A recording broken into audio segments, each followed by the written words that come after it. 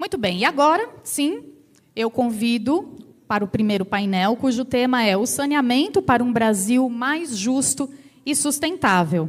A moderadora é a Cristiane Dias Ferreira, diretora executiva da Abicom Sindicom. E eu vou pedir para que vocês vão sentando aqui na ordem que eu for chamando, tá bom? Convido também agora os painelistas. Leonardo Pisciani, secretário nacional de Saneamento Ambiental do Ministério das Cidades. Natália Rezende. A Natália Rezende é secretária do Meio Ambiente, Infraestrutura e Logística do Estado de São Paulo. Convido também a diretora-presidente da Agência Nacional das Águas, Verônica Sanches da Cruz Rios. E também, para compor aqui o painel, o secretário federal de Controle Interno da Controladoria Geral da União, Ronald da Silva Balbi. Sejam bem-vindos. Bom painel a todos.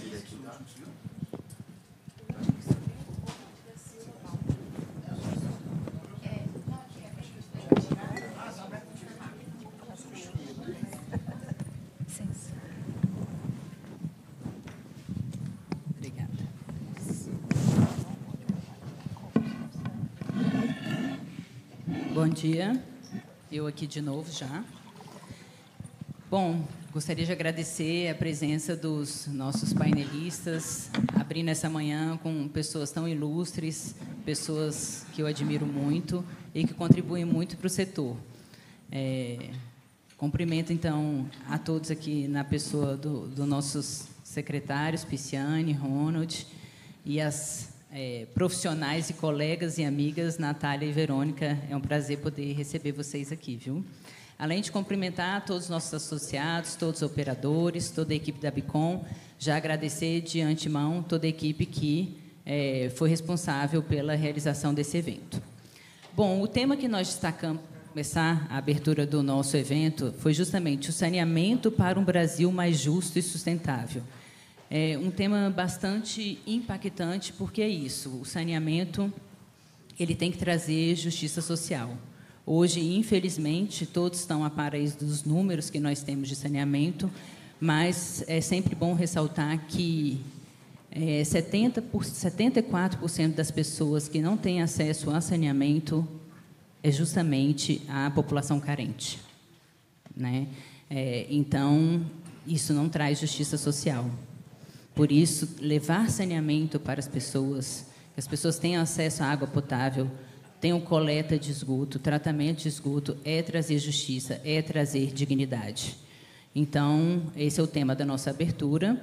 E eu vou fazer a seguinte dinâmica. Então, eu vou fazer algumas perguntas genéricas para alguns painelistas aqui, e depois eu também vou fazer algumas perguntas específicas para a gente já começar com uma troca, tá? Então, a primeira pergunta eu vou fazer para o secretário Pisciani e para a Verônica, tá? A diversidade geográfica e socioeconômica do Brasil traz desafios específicos para a universalização do saneamento, que deve contemplar desde áreas urbanas densas até regiões mais remotas. Levantamento da Abicom Sindicom, por exemplo, mostra que 74% dos brasileiros não têm acesso à coleta de esgoto e que tem rendimento mensal abaixo de um salário mínimo. Secretário, Verônica, quais são os principais desafios para alcançar as metas de universalização no prazo estabelecido, considerando a diversidade regional e socioeconômica do Brasil? Você. Bom dia a todos. Queria, inicialmente, cumprimentar cada uma e cada um aqui presente, e agradecer a Abicom Sindicom pelo convite, na figura da Cristiane, dizer da enorme satisfação de fazer esse painel aqui junto com a secretária Natália, a presidente Verônica, o secretário Ronald. De fato, nós temos a universalização do saneamento como um grande desafio, né? passa ano, década, e o saneamento está sempre listado entre os problemas, entre as mazelas do país. Muito se diz que é um tema ainda do século passado, mas que, na prática, ainda não foi solucionado. Nós temos um extenso número de brasileiras e brasileiros que sofrem no dia a dia, na pele, com a falta do saneamento básico. E num país de tamanho continental e de tamanha diversidade e desigualdade, tanto social como regional, nós temos no Brasil, esse desafio se torna ainda mais grandioso, né? Se torna ainda mais difícil. Então, eu creio, Cristiane, que, objetivando a sua pergunta, como buscar solucionar, acho que um primeiro passo foi dado pela legislação.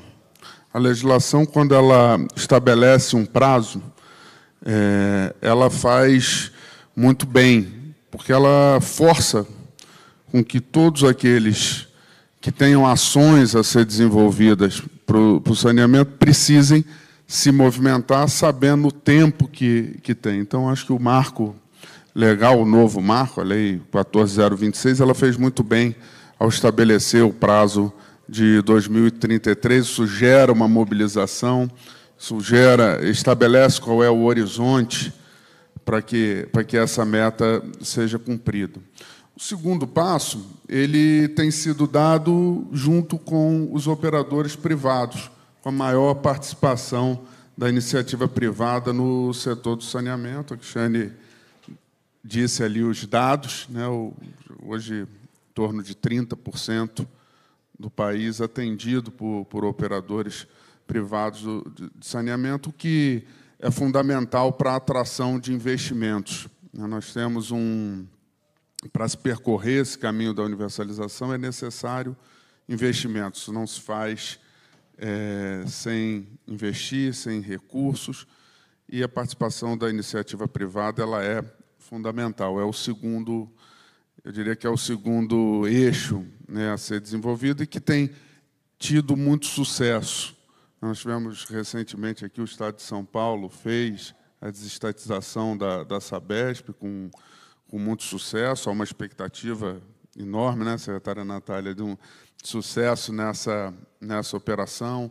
Recentemente, o Estado do Sergipe também promoveu a sua concessão num processo estruturado pelo BNDES. Tem previsão de muito em breve outros estados brasileiros seguirem o caminho que já seguiu o Estado do Rio de Janeiro, o Estado de Alagoas, o Estado de Amapá, diversas outras cidades no país. Há uma expectativa, muito em breve, o Estado de Pernambuco, o Estado do Pará, o Estado de Rondônia e outros seguirem essa mesma direção, e isso, sem sombra de dúvidas, ajudará a dar velocidade.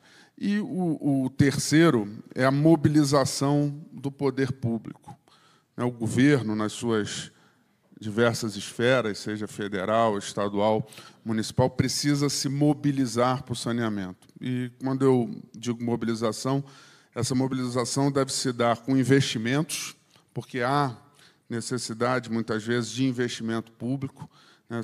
Tem boa parte do déficit está, por exemplo, em áreas rurais, onde o primeiro investimento precisa ser feito pelo poder público. O poder público precisa se mobilizar, presidente Verônica, fazendo o que a Ana muito bem tem feito, ajudando a dar segurança jurídica, segurança contratual, estabilidade regulatória, para que mais investimentos possam ser atraídos e possam se transformar em realidade para a população. Então, eu citaria esses três pilares: o comando legal, a participação efetiva e positiva do setor privado e a mobilização do poder público. Perfeito, secretário. Muito importante o que o senhor falou. Inclusive, ainda ontem eu estava conversando com um jornalista e ele perguntou assim, mas qual a diferença, né, para o cenário de hoje? Eu falei, a diferença é que nós temos uma meta legal, como o senhor bem colocou, e uma meta que foi traduzida para dentro de todos os contratos, né? Então, hoje nós temos obrigações contratuais de alcançar a universalização. Mas, então, agora eu vou passar a palavra para a presidente Verônica. Obrigada, doutora Cristiane. Agradeço a ABICOM pelo convite, parabenizo pela realização desse 9º encontro, Encontro Nacional das Águas, né? Assim como a ANA, que era a Agência Nacional de Águas, agora é Encontro Nacional das Águas e Saneamento, né, Cris?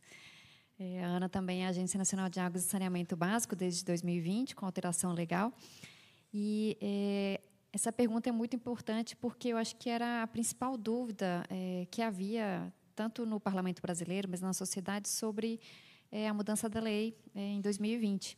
Como é que as pessoas, né, a área rural, as comunidades isoladas, as áreas mais remotas serão atendidas com saneamento básico se, no modelo que vigorava até 2020, basicamente elas não foram atendidas, né? A gente tinha um déficit que vem decrescendo ano a ano no percentual de população que tem sistemas de abastecimento de água e de esgotamento sanitário. E esse ponto vem sido endereçado de algumas formas. E aí, complementando um pouco do que o secretário Pisciani comentou, além de termos um comando legal claro e objetivo, definindo metas de 99% de acesso à água e 90% de esgoto até 2033, ou seja, um comando único, claro e direto. Então, acho que só isso já mobiliza e direciona os esforços de todos os atores envolvidos nesse processo. Tendo uma meta clara, a gente direciona os esforços. E um deles foi feito por nós, na Agência Nacional de Águas e Saneamento, que é a norma de referência que trata da universalização. E por que foi importante fazer essa norma de universalização?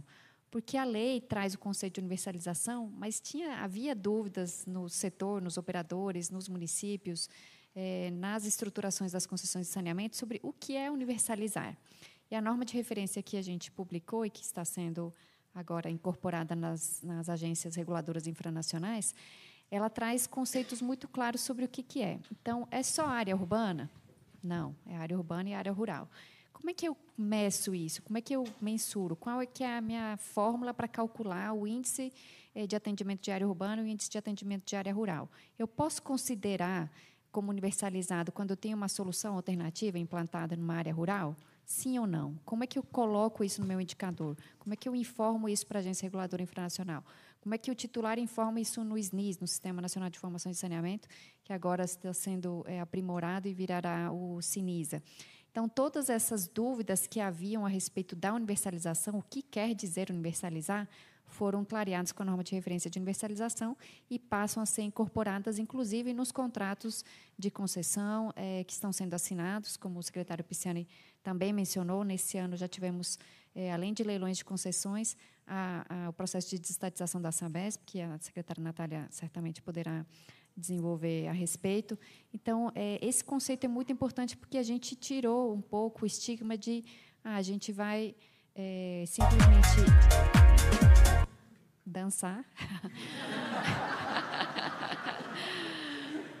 Mas, aproveitando a música, mas quase me perdi aqui.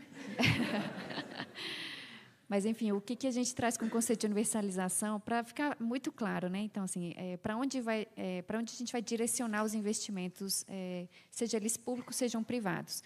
E aí tem um outro fator que eu gostaria de comentar aqui, que é uma instância prevista na lei, regulamentada por decreto, que é o CISB, é o Comitê Interministerial de Saneamento Básico, coordenado pelo secretário Pisciani, pelo Ministério das Cidades, que reúne todos os órgãos federais que têm ações relacionadas ao saneamento básico. E por que o CISB era importante? É importante, aliás, porque a lei, quando ela foi criada, a gente se deparou com o diagnóstico de que havia mais de 18 órgãos federais que tinham ações de saneamento básico, sejam elas ações orçamentárias, ou seja, tinha uma ação no Ministério do Turismo que alocava recursos para saneamento em cidades turísticas. Tinha uma ação no Ministério da Defesa para o projeto Calha Norte, com ações de saneamento no Ministério da Defesa. Tinha o PAC no Ministério do Planejamento. Tinha o próprio Ministério das Cidades, tinha a FUNASA vinculada ao Ministério da Saúde. Ou seja, a gente tinha 18 órgãos federais com ações de saneamento. Obviamente que a coordenação não era a melhor. Então, o CISB tem esse papel de coordenar o esforço federal para a alocação, vamos dizer assim, eficiente dos recursos para o saneamento básico. Por quê? Porque tem algumas áreas onde precisa de investimento público. E, para isso, está a FUNASA, que atua em cidades com menos de 50 mil habitantes, em áreas de comunidades isoladas, em comunidades indígenas, tem a CESAI, que é a Secretaria Nacional de Saúde Indígena, vinculada... Agora, eu acho que é o Ministério da Saúde, ela estava no Ministério de Povos Indígenas antes. Então, tem um conjunto de ações que precisam ainda acontecer, e os recursos federais, que são escassos e não são suficientes para a gente atingir as metas de universalização, e por isso que a participação do setor privado é tão importante, eles precisam ser direcionados de forma efetiva para aquelas áreas onde precisa ter uma presença mais forte do Estado. São reservas... reservas extrativistas, comunidades indígenas, áreas quilombolas e áreas realmente muito isoladas em que precisa ter uma presença das instituições públicas para ter essa atuação direta. E um ponto que eu gostaria de trazer aqui de reflexão para todos é que é um movimento que eu reputo como muito importante, porque comentar um pouquinho dos nossos desafios no setor de saneamento em termos dos números, né? A gente ainda tem milhões de brasileiros sem o acesso a esses serviços que, gradativamente, com as metas, a gente vem alcançando. Isso é um problema que estamos enfrentando, mas eu acho que a boa notícia é que, quando a gente olha para os outros países, não só da América do Sul, os nossos vizinhos aqui, América do Sul, América Central, mas outros países também com grau de desenvolvimento parecido com os nossos. O Brasil, eu acho que é o único, tirando os países da Comunhão Europeia, que seguem as diretivas europeias, que são bancados os financiamentos pelo Fundo Europeu, eu acho que é o único país que fez uma opção de fazer uma guinada estratégica muito consistente em prol da universalização e da ampliação dos investimentos no saneamento básico. E eu digo isso porque eu tenho estado em vários fóruns de discussão, não só com os países da América do Sul, mas de várias outras regiões do planeta, onde o que a gente vê todos temos os mesmos problemas, população sem acesso aos serviços essenciais do saneamento básico, problemas relacionados à escassez hídrica, problemas relacionados à capacidade de pagamento das pessoas para esses serviços, mas nenhum deles fez um movimento de encarar o problema. Como que eu resolvo esse problema? E o Brasil fez, há 4 anos, essa opção de mudar a legislação, de abrir a possibilidade de aumentar a participação do setor privado no saneamento básico, e os números são os que a Cristiane apresentou.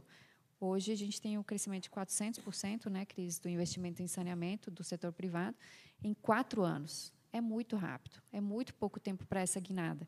E o resultado disso é a presença de vocês aqui no seminário sobre saneamento básico, que cada vez mais tem atraído os interesses do setor privado, cada vez mais atores, cada vez mais empresas prestando serviços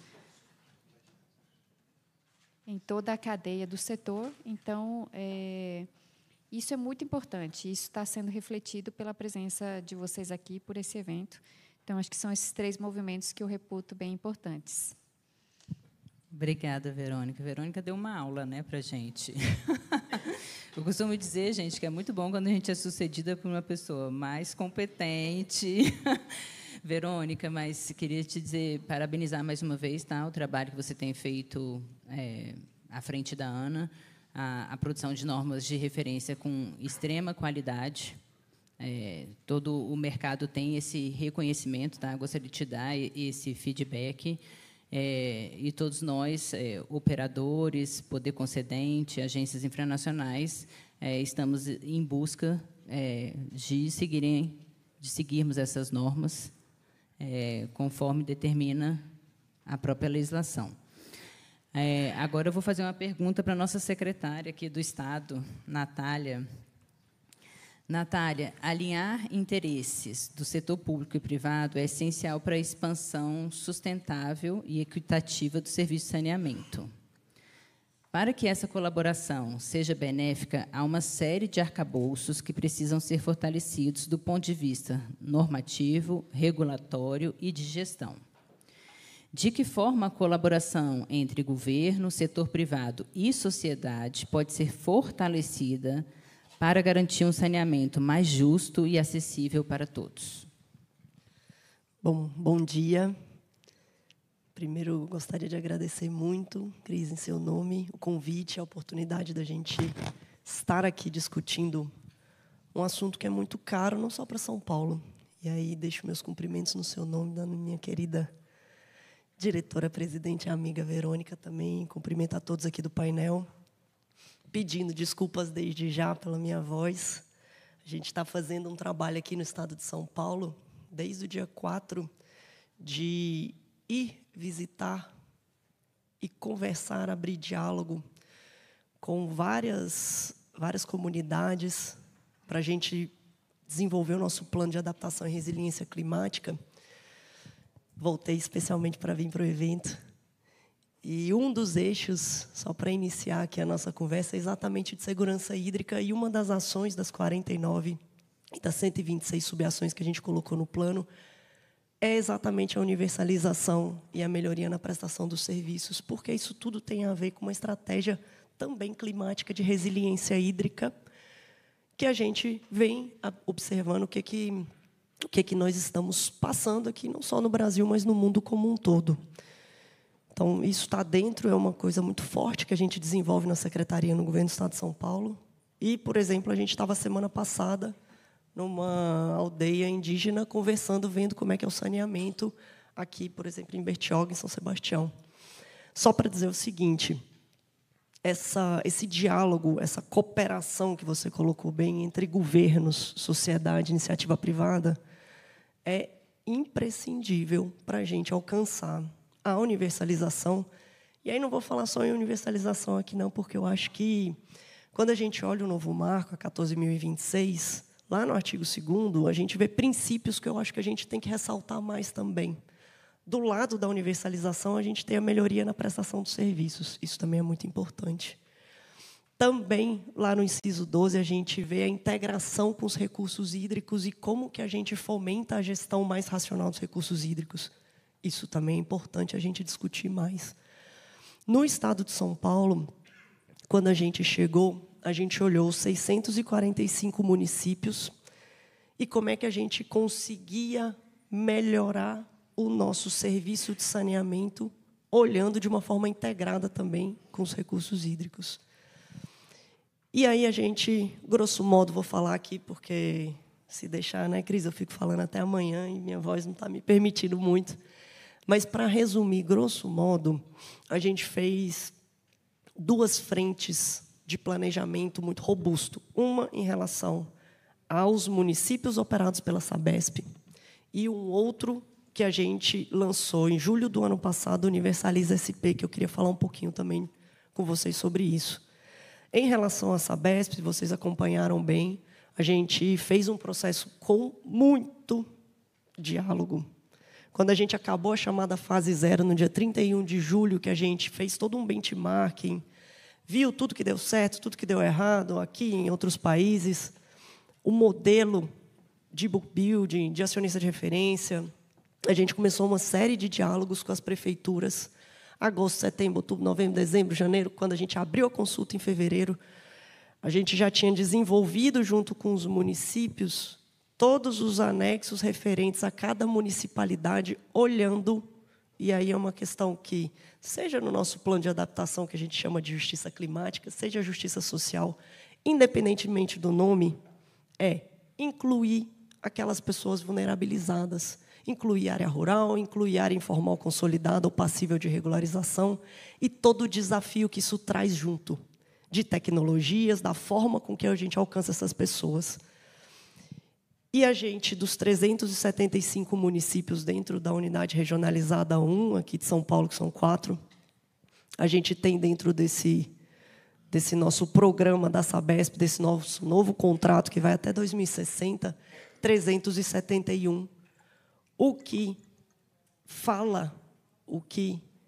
diz muito a respeito de diálogo e de como a gente tem que informar e trazer as municipalidades, considerando nossas competências constitucionais, para entender o que significa regionalização e o que significa escala, escopo e viabilidade econômico-financeira dos nossos projetos.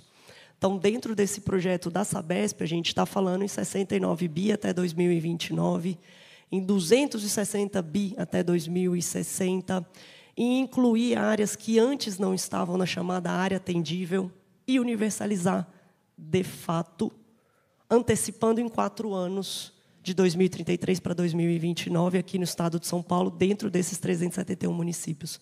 E por que a gente fala de antecipar? Vocês já comentaram muito bem aqui. A externalidade de saneamento é muito forte. E saneamento é saúde. E por isso que o estado de São Paulo também apoia todo o procedimento, tudo que vem sendo feito em relação à reforma tributária de equiparar saneamento à saúde. E por que eu estou falando isso? Não é só palavra, é número. Quando a gente fala em 69 bi até 2029, a gente está falando em gerar cerca de 250 mil empregos diretos e indiretos, em deixar de gastar na saúde 160 bilhões, porque uma vez que eu invisto em saneamento, eu invisto em saúde, eu deixo de internar pessoas por doenças de veiculação hídrica, eu gero 100 bi de renda. Eu, olhando 2029, retiro cerca de 434 toneladas de DBO por dia dos meus cursos d'água, o que representa 54% a menos da carga orgânica que eu tenho nos meus mananciais, que eu tenho nos meus cursos d'água hoje. Isso é despoluição, isso é sustentabilidade, isso, de fato, é a gente avançar numa política hídrica em conjunto com saneamento. Isso representa, quando a gente olha clima de forma concreta, que é o que o estado de São Paulo faz, 51% a menos de emissão de gás carbônico, lá em 2029.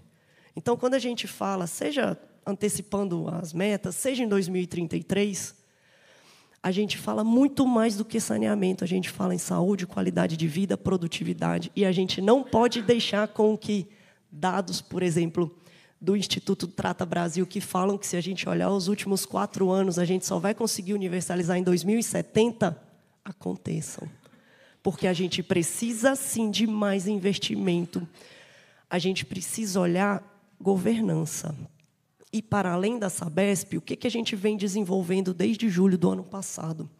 Clusters de municípios, para além dos operados pela Sabesp, para a gente conseguir, e aí isso a gente deve fazer ao longo do ano que vem, concessões, PPPs, para esses municípios que hoje não são operados pela Sabesp. E a gente já tem, sim, âncoras, municípios âncoras que a gente identificou e que a gente vai intensificar o diálogo agora, depois dessa nova gestão municipal que se deu em virtude das eleições de outubro. E aí, de acordo com pesquisas, com estudos da própria ANA de 2021 do Atlas, só para esses municípios a gente vai precisar de mais de 29 bi de investimentos que a gente precisa para universalizar em 2033. E aí fica uma reflexão que eu acho importante. A gente precisa atacar o problema na fonte, porque a gente viu que o desafio é grande. Fazer 500 bilhões no Brasil para universalizar, 46 por ano, dobrar o que hoje é feito, não é fácil. O que a gente vem estudando em relação a essa parte do Universaliza SP? Escala, escopo e, de novo, atacar o problema na fonte. Então, fica reflexões aqui, Cris, já para me encaminhar para o final, senão não vou ter voz para responder a próxima pergunta, se é que você ainda quer que eu fale mais aqui. O que é eficiente no saneamento? Será que é eficiente para a resiliência hídrica, concessões isoladas, entre aspas, de um município só? Será que apartar o upstream do downstream é eficiente? Será que estatais fazerem concessões administrativas é eficiente? Qual o custo de transação que eu coloco todas as vezes que eu não tenho uma escala ideal, um escopo ideal?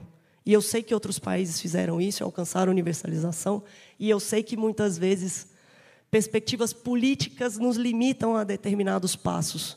Mas é importante a gente discutir isso, porque saneamento é para além de engenharia, é governança. E a gente precisa levar, inclusive, para o debate político, para as municipalidades, a escala, a regionalização e o problema, sim, de enfrentar, muitas vezes, desestatizações para atingir o que a gente quer. senão a gente não vai cumprir esse desafio, que é 2033.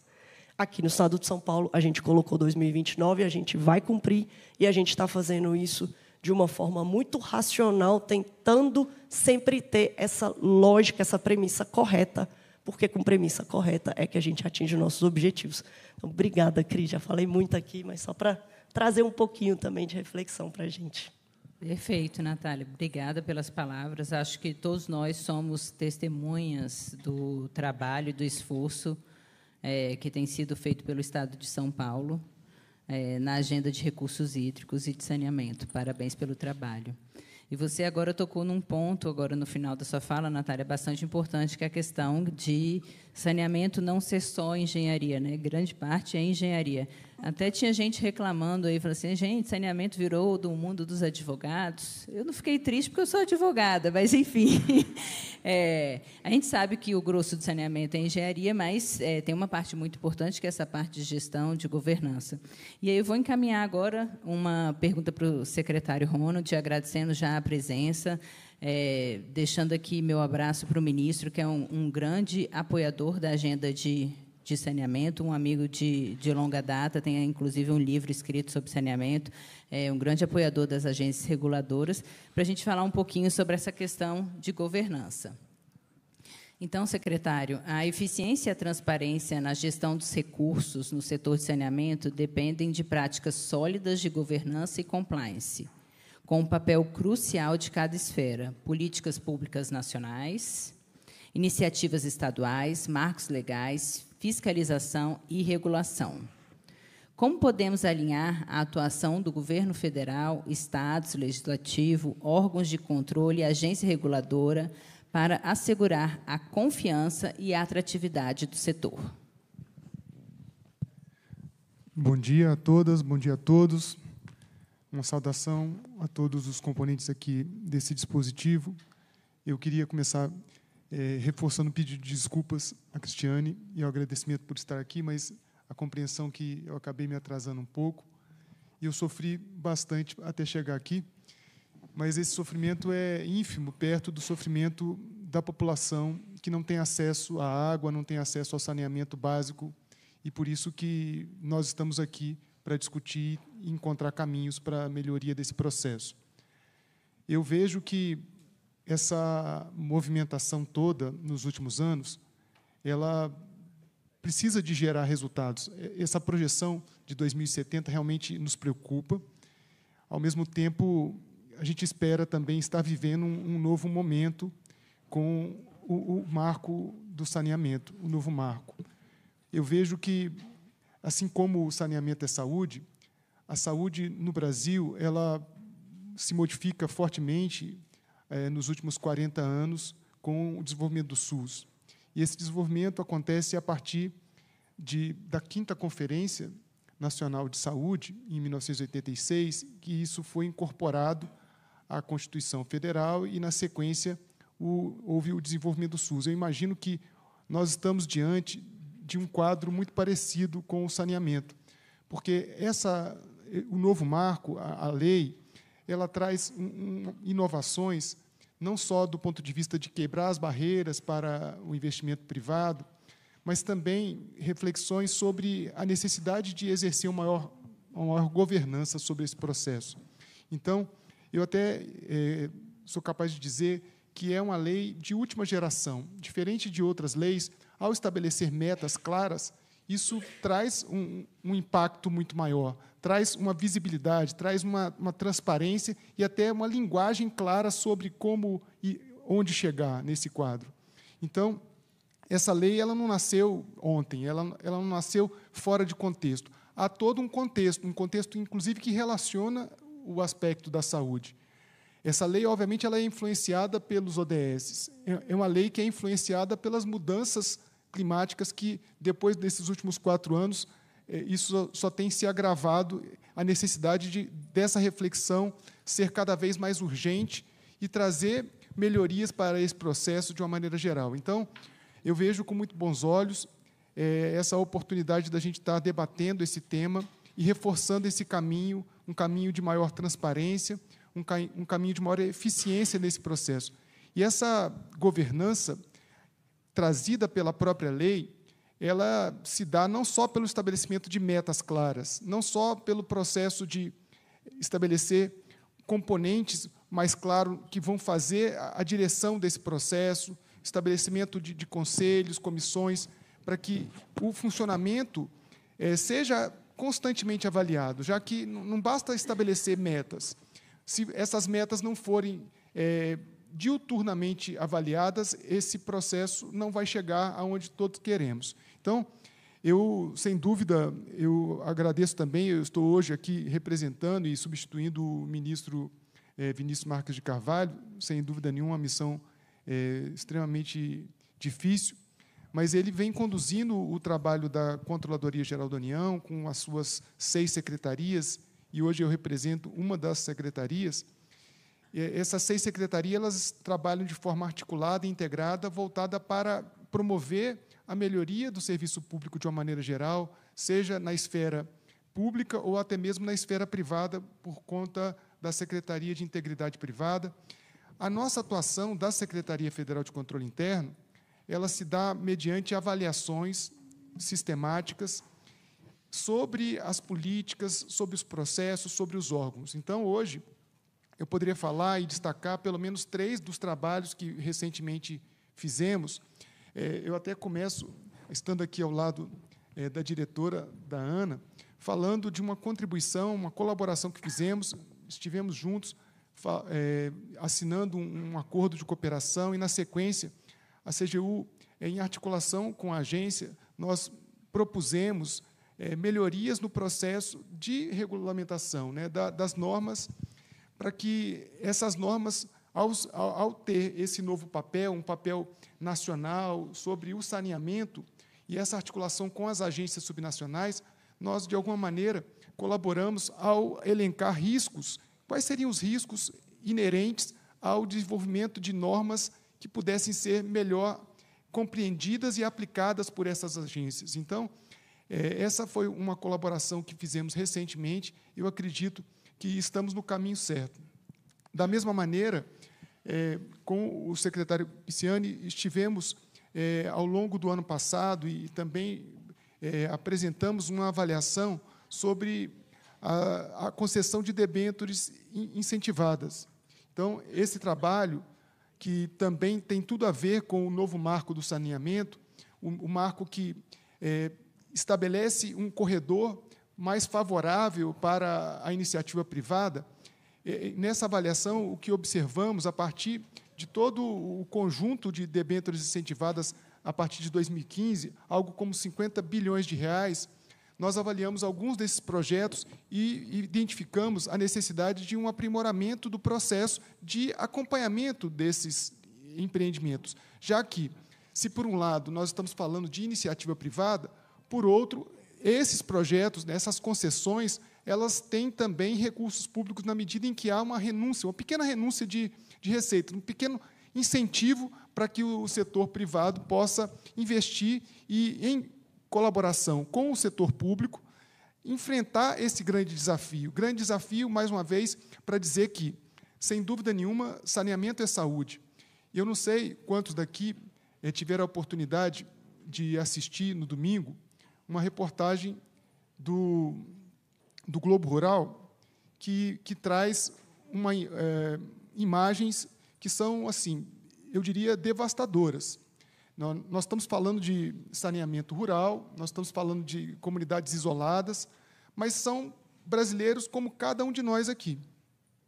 São brasileiros que vivem uma penúria, não só pela escassez da água, porque a água, obviamente, ela tem usos múltiplos, né? E a secretária também comentou aqui a necessidade de fazer essa equação, não só de engenharia, mas uma equação financeira e uma equação técnica também sobre como usar, sobretudo diante das mudanças climáticas. Mas o que, quem ainda não assistiu, eu recomendo que assista, porque é tocante. São pessoas vivendo no Maranhão, sem as condições mínimas, sem banheiros, né? Os banheiros nas unidades no mundo rural são deslocados das casas, porque você não tem como fazer o tratamento. Então, já é tradição dessas famílias, da cultura dessas pessoas, de terem banheiros isolados, mas os banheiros não existem, né? E os banheiros, e todas as iniciativas, sejam as iniciativas da FUNASA, como a própria iniciativa da Codevasf, para levar esses investimentos, para levar uma solução para essas pessoas que moram no campo, são soluções difíceis e muito modestas ainda frente ao desafio. O Maranhão, de acordo com o levantamento, ele é o estado do país que tem a pior condição de saneamento e acesso à água desse país. Então, eu acho que todos aqui hoje reunidos estão imbuídos desse desafio, não só para o estado de São Paulo, que é o estado em que esse nível está mais avançado, e a gente espera que São Paulo alcance logo em 2029 essa meta. A gente torce para que São Paulo promova, inclusive, uma certa competição com outros estados. Os estados da região sul vêm também num ritmo muito acelerado. Nos últimos 4 anos, eles conseguiram, por meio dessas debêntures também, grandes investimentos e buscando soluções para que esse desafio seja superado. E eu acredito, então, que, nesse sentido, uma reunião como essa, um evento como esse, traz muito debates importantes, e contem comigo, contem com a Controladoria Geral da União para apoiar esse processo de construção de um mundo mais justo, e um mundo mais saneado, e um mundo com mais saúde. Muito obrigado.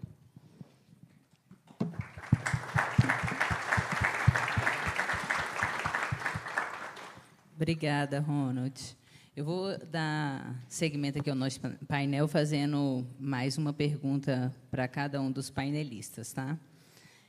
Secretário Pisciani, eu gostaria de registrar aqui que todo dia a Bicom está lá no Ministério, batendo na porta do secretário. O secretário sempre muito solícito e aberto ao diálogo com relação aos nossos pleitos, que são muitos, né? E com relação à inclusão da nossa participação nos grupos de trabalho, para a gente poder colocar para o governo federal quais são realmente as dores do setor privado, né? Aquilo que a gente encontra na ponta, que muitas vezes a gente não consegue se comunicar. Então, agradecer, viu, secretário, por esse espaço de interlocução que a Bicom e os operadores têm tido. E eu gostaria, secretário, se o senhor quiser ressaltar, dentro da questão da meta de universalização, quais são as políticas e financiamentos que impactam diretamente o setor, que o governo federal tem considerado aí prioritárias para assegurar o cumprimento da universalização? Bom, Cristiane, primeiro, dizer que é uma satisfação sempre receber a Bicom, como os demais atores do saneamento no Brasil. É nossa obrigação, enquanto gestor da política pública do saneamento, manter esse diálogo e aprofundar as experiências, aquilo que pode ter sucesso, aquilo que pode ser aperfeiçoado com todos, e a Bicom é sempre um parceiro nesse debate, né? O ministro Jader, também na mesma direção, sempre recomenda essa metodologia. Ele próprio, quando ainda no início de 2023, fez a revisão dos decretos regulamentadores, teve justamente a Bicom, a ESB, a SEMAI e outros atores como ponto de partida para aquelas alterações, e se estabeleceu essa metodologia que eu espero sempre prosseguir e aprofundar. Diz respeito aos instrumentos, né, que hoje o governo federal e o Ministério das Cidades utiliza para fomentar a Política Nacional de Saneamento. Nós temos investimentos diretos. Estamos fazendo a edição do novo PAC.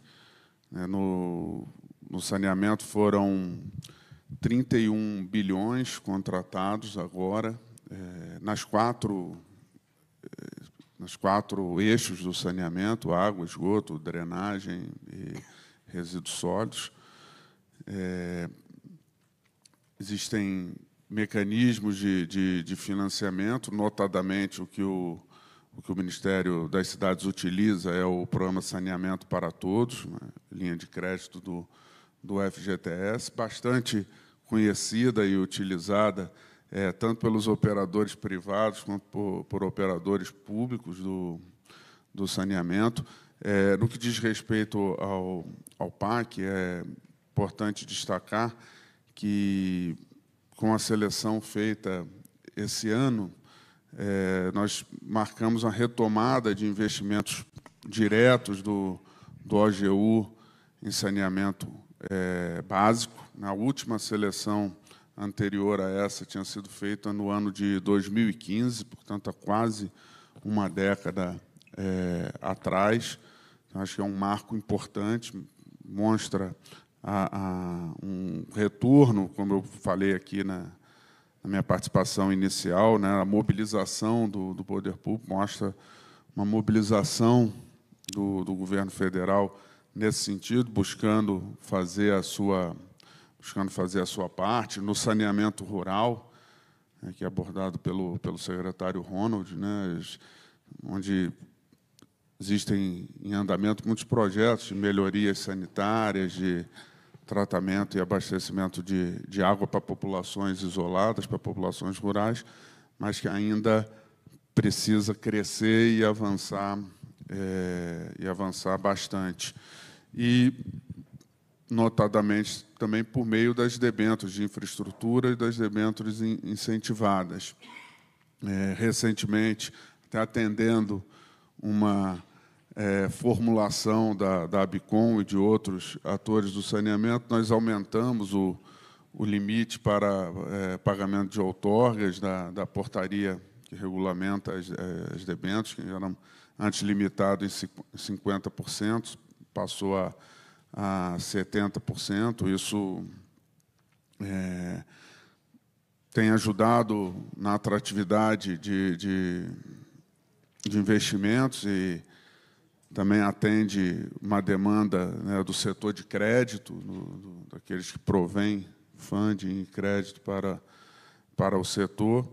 Em alguns setores tem até limites maiores, mas no saneamento, né, a concepção da gente manter em 70% é também assegurar que existam investimentos diretos em CAPEX, não só pagamento de outorgas. Essa é sempre uma discussão muito presente, né? É evidente que outorgas vultuosas, elas são importantes, elas são atrativas, principalmente para os estados e municípios, mas é importante que a gente coloque o dedo nessa ferida, né? E debata um pouco de como a gente faz para esses recursos voltarem em investimentos para o saneamento, né? Muitas vezes, um determinado ente recebe o valor significativo de outorga, mas não necessariamente ele é reinvestido na política pública do saneamento básico. Às vezes vai para outras políticas públicas, muitas vezes da mesma forma importante, mas não acrescentam no saneamento. Então, é um debate que a gente precisa fazer. Então, a concepção de manter um limite para o pagamento de outorgas é fazer com que não só esse recurso seja captado para o pagamento das outorgas, mas que são fundamentais, mas também para os investimentos diretos, investimentos de obras e de ações que levam à finalidade última, que é a pessoa ter água tratada na sua torneira, é ter a captação e o tratamento do seu esgoto, é ter segurança de cidades que sejam mais resilientes aos eventos climáticos e assim por diante. Então, esse é as nossas principais ferramentas de atuação prática, e que a gente espera e pretende cada vez mais aperfeiçoá-las. Obrigada, secretário. Secretária Natália, a gente sabe que o Estado de São Paulo se tornou uma referência nacional antecipando as metas de saneamento, Que lições o Estado de São Paulo pode compartilhar sobre a viabilização dessa antecipação de metas? Bom, então, como a gente estava até comentando anteriormente, acho que é sempre bom a gente tentar enxergar essa antecipação vinculada a uma questão social mesmo e de externalidades positivas, sobretudo o meio ambiente e tudo que a gente comentou aqui de resiliência hídrica, climática.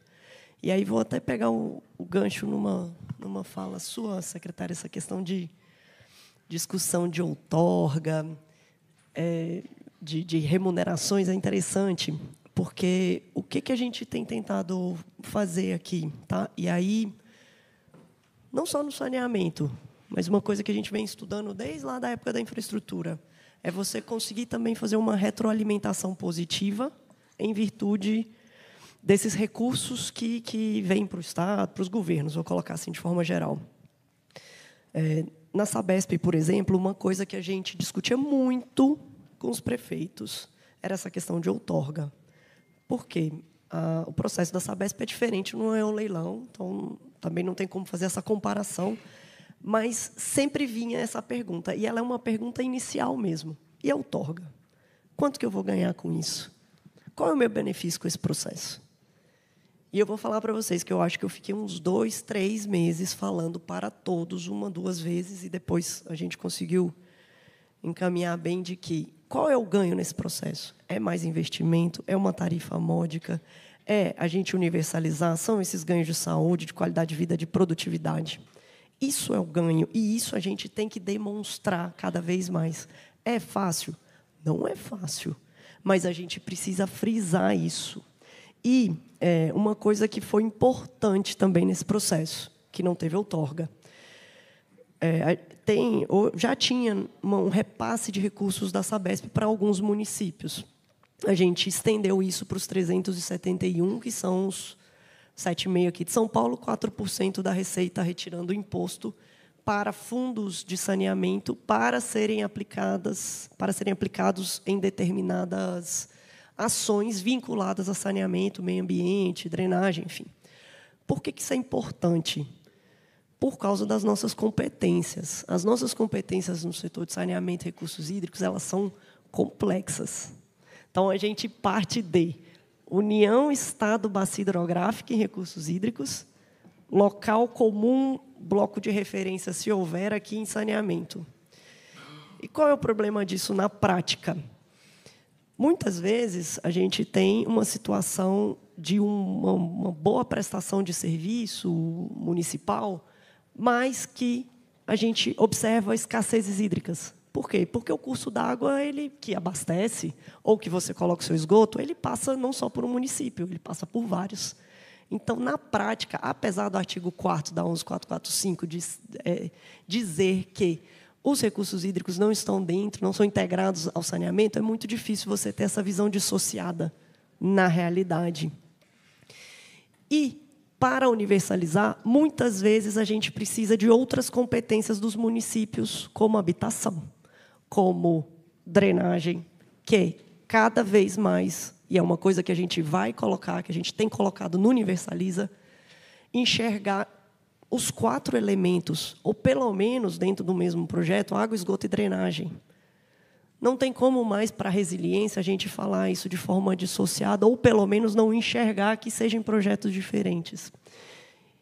E aí a gente chega na importância de esse recurso também voltar, que seja para os municípios, nesse caso da Sabesp, dos fundos municipais, para eles investirem em habitação, porque muitas vezes a água e esgoto não chega porque eu tenho uma situação em área de risco, e eu não vou consolidar área de risco. Eu preciso fazer uma política habitacional para depois chegar com saneamento. E, muitas vezes, isso passa por uma competência municipal. Isso passa por governança, que a gente estava falando.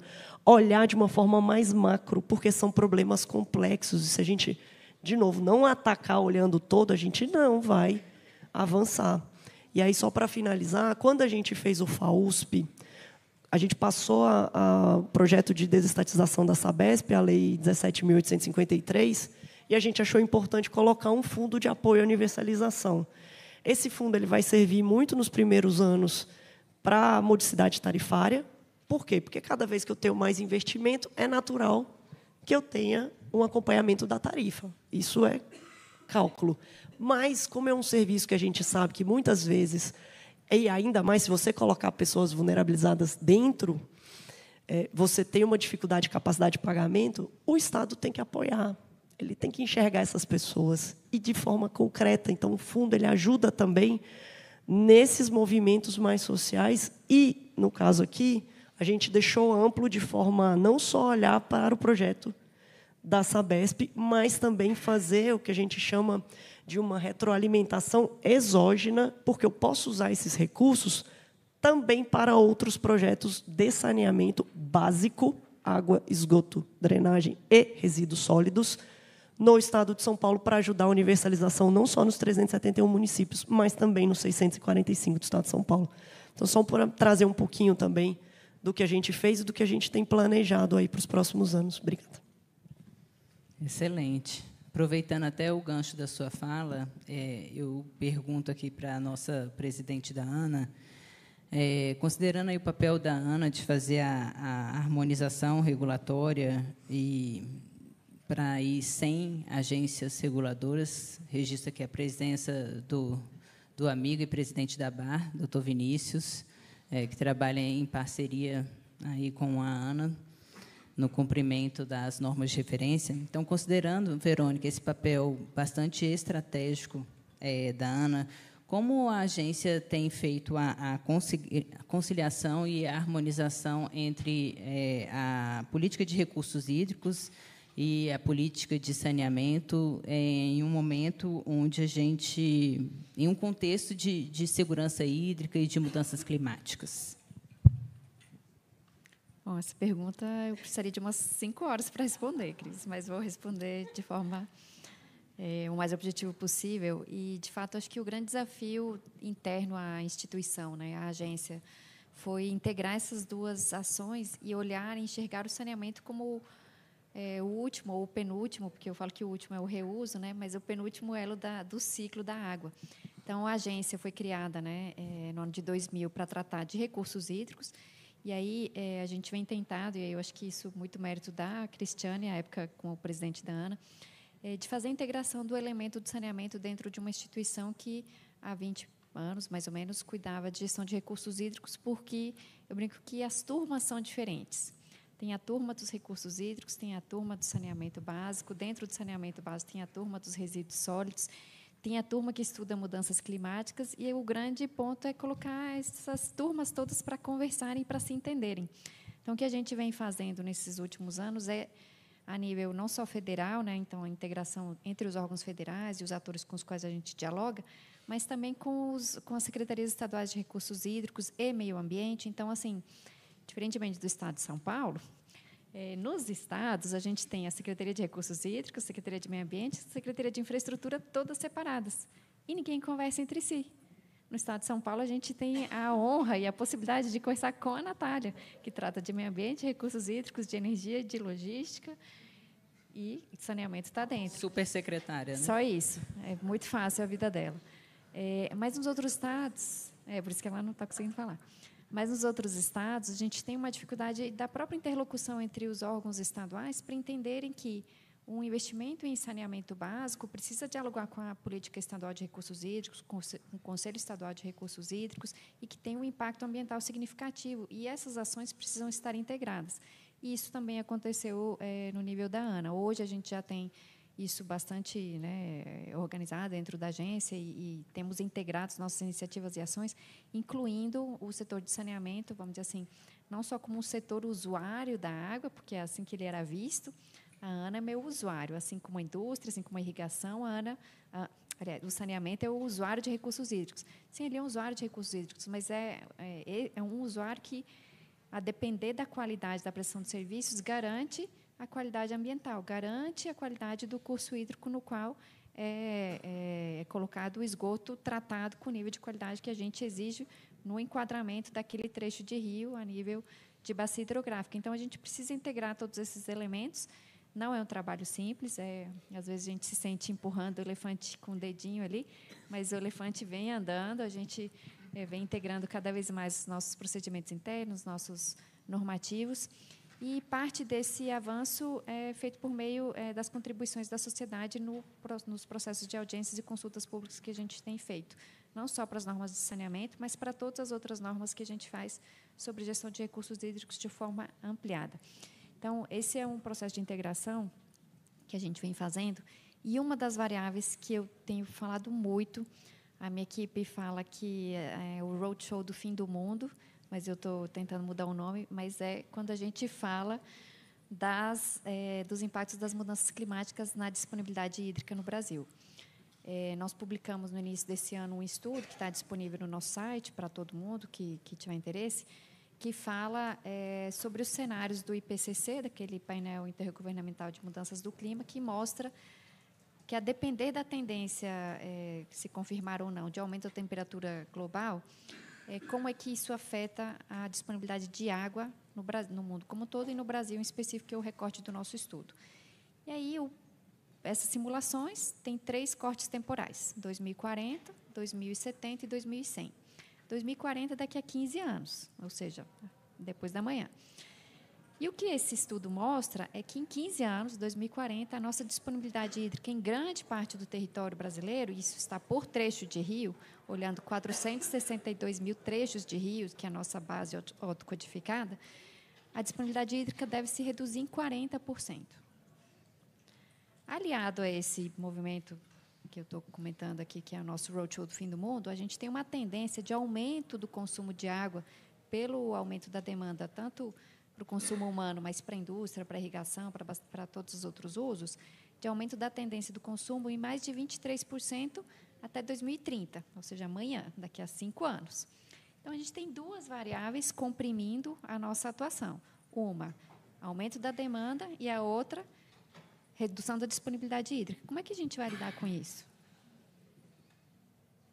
Eu coloco a pergunta para vocês que atuam no setor de saneamento, porque isso não depende só de uma norma de referência da ANA, não depende só de um decreto do presidente, de uma portaria do secretário, mas depende da atuação de todos nós. E aí, quais são os mecanismos que a lei já traz e que a gente precisa acelerar, como a secretária Natália falou? Redução de perdas. A gente tem metas muito objetivas na lei. Redução de perdas. A nossa média de redução de perdas, de perdas hoje no Brasil é de 37%. A gente quer, em vários contratos já estabelecem isso, de chegar a 25%, a 20% de forma gradativa. Isso é difícil? Claro que é difícil. Requer investimentos.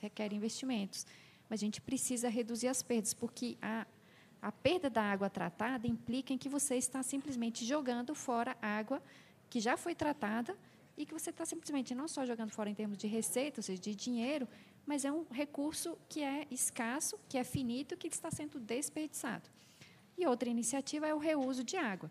A gente vem acompanhando na agência algumas iniciativas que, infelizmente, ainda são pequenas, assim, são pontuais para o tamanho do desafio no Brasil, que é aumentar o reuso de água. Como é que a gente pode ir para o último elo da cadeia, que aí, fechando o ciclo da água, pelo menos no meu entendimento lá na agência, a gente precisa olhar o reuso de água, a água de reuso, como um insumo para atividade industrial, para agricultura e para usos não potáveis, para todos aqueles usos não potáveis. A gente precisa inserir esse elo do reuso na cadeia. E, inclusive, com a Associação de Reuso, que teve com a gente recentemente, a gente falou assim, gente, vocês precisam trabalhar com isso como um incentivo tributário. Você precisa ter, na reforma tributária, o reuso com algum tipo de incentivo, não só de não oneração, porque é um serviço que não existe. A gente não tem alíquota tributária para reuso, porque ele simplesmente... Hoje a gente tem 2, 3 projetos no Brasil de reuso. A Aquapolo, em São Paulo, um que está sendo desenvolvido pela CESAM lá no Espírito Santo e um outro no Ceará, mas, assim, são micro, né, para o tamanho do desafio que a gente tem. Então, a gente precisa olhar o reuso também como uma fonte de água valiosa e importante com esse cenário das restrições que a gente observa no futuro. E, para isso, a gente precisa da parceria de todo mundo. Então, assim, empresas públicas, empresas privadas, associações do setor, os fornecedores do setor de saneamento básico. Enfim, é uma ação conjunta da galera dos recursos hídricos, da galera do saneamento, a galera dos resíduos sólidos, a galera da energia, todo mundo precisa estar trabalhando em conjunto, porque, de fato, é o desafio que a gente vai ter agora, a gente já tem agora e vai se acirrar nos próximos anos. Então, as soluções precisam ser desenvolvidas de forma conjunta também. Obrigada, Verônica. Bom, e a última pergunta, então, vou endereçar aqui para o secretário Ronald. A eficiência nos recursos públicos depende de uma gestão que incorpore rigorosos padrões aí de transparência e controle, né?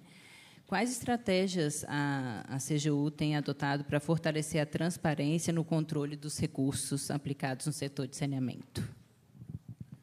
Muito obrigado. Sim, a CGU ela está com esse propósito de transparência no seu sangue, né? Isso é inerente à própria criação da CGU, ao portal da transparência que nesta data faz 20 anos. Ainda esse mês a gente deve fazer uma comemoração. Então, essa eficiência ela é decorrência também como uma das características dessa transparência.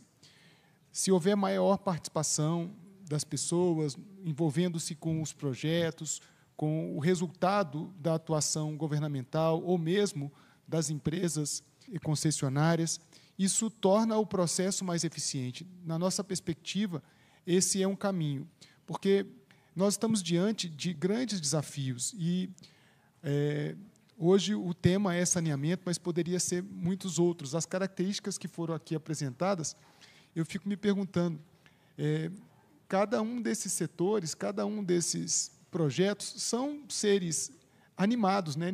Nós não estamos falando de coisas inanimadas, né? Nós estamos falando, as árvores crescem, as árvores elas se dobram em cima da rede de distribuição. Isso causa um transtorno para a população, para os negócios, para todas as pessoas de uma maneira geral. Então, quando a gente fala de saneamento, diante de tanta situação desconfortável, inaceitável, a gente olha para outros setores. Eu estava te ouvindo e fiquei pensando, esse cenário, né, essa projeção, ela é quase tão terrível como a projeção também para a Previdência Social. Nós estamos diante de um quadro em que nós estamos, ainda bem, né, vivendo mais, mas os recursos são escassos, né? Não há recursos são finitos e não há recursos para esse financiamento da forma como a gente tem hoje. É preciso equacionar essa questão, da mesma maneira que é preciso equacionar o funcionamento do setor público no financiamento desses projetos, no acompanhamento desses projetos, para gerar mais eficiência. E aí, nesse sentido, respondendo à sua questão, essa eficiência é decorrente de planejamentos mais bem elaborados, ela é decorrente de um monitoramento constante, de avaliações efetivas sobre o alcance desses desafios. Então, eu volto ao novo marco do saneamento e à meta para 2033. Essa meta ela traz uma beleza enorme para esse processo, porque essa clareza, essa transparência, isso torna o processo, todos envolvidos, da mesma maneira como o IPCC vira e fala, se ninguém fizer nada, vai aumentar 1,5 grau, né? E se fizer, ainda assim, vai talvez aumentar 1,4, o que é quase nada. Então, e se não fizer, vai ser muito pior, né? Então, da mesma maneira, como alcançar essa eficiência, como alcançar esse processo cada vez mais desafiador, reunindo diversas cabeças, estabelecendo um diálogo franco e genuíno sobre como solucionar esse problema. O Brasil é um país com essa dimensão continental, com essa heterogeneidade. Os projetos, não só os projetos de financiamento, é óbvio que quando o poder público coloca recursos próprios, ele coloca e leva em consideração essa heterogeneidade. Mas, quando a iniciativa privada entra nesse processo, é óbvio que ela tem uma outra perspectiva, e cabe ao setor público equacionar essas dificuldades, tentar traçar um certo paralelo para que a combinação do setor público e privado possam trazer eficiência, transparência e efetividade para todo o saneamento no país, já que nós estamos diante de um quadro certamente inaceitável, e por isso que é tão importante fazer debates como esse. Obrigada, secretário. Bom, pessoal, encerramos, então, o nosso painel de abertura. Agradeço a presença de todos os nossos painelistas. Acredito que a discussão tenha sido bastante profícua e vamos dar continuidade ao nosso evento. Obrigada.